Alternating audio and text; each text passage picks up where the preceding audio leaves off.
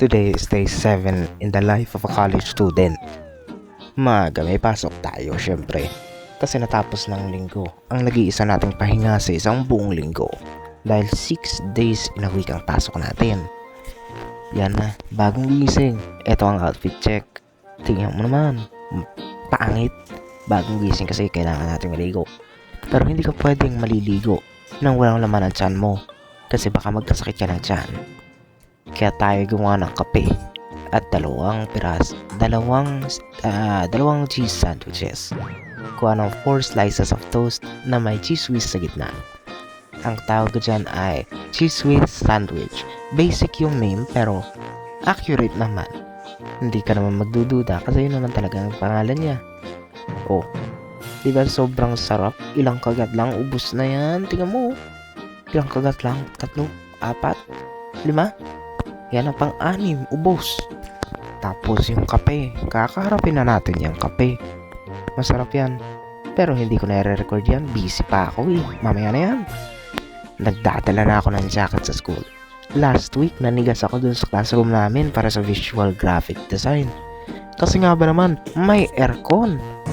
Paano ka hindi maninigas kung wala kang jacket kung may aircon? Yan na nga, tingnan mo, wapings. Mukhang action star, tingnan mo. Oh, aga pa niya, kita mo, maliwanag pa yan, oh. Ayan na nga, palapit na tayo. Nakikita na ang pamilyar na palayan. Nakikita na ang pamilyar na resort. Nakikita na ang pamilyar na mga nakaparada na motorbike.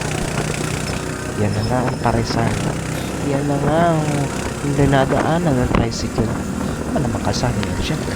Tapos iyan na ang mamahalin na kape na hindi ko bibisitahin dahil sa presyo.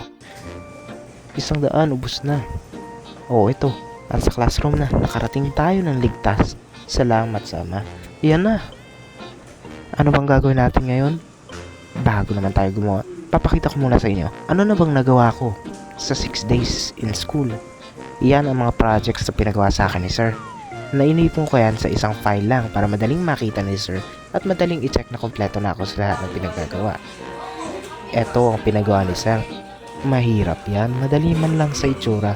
Mahirap i-blend yung word para hindi siya mukhang altered or abomination pag tinitignan ng isang nagbabasa. Pinractice ko rin yan. Tawag dyan, vanishing point.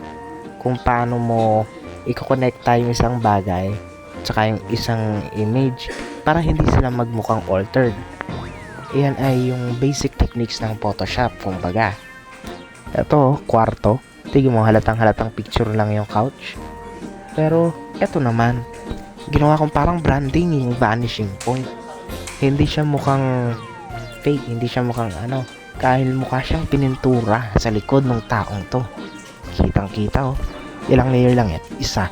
Madali lang yan, i-merge mo lang naman yung pages. Kaso nga lang hindi. O ito, nakakain na tayo. Hindi ko na record yung iba kasi nag-computer tayo ng hapon.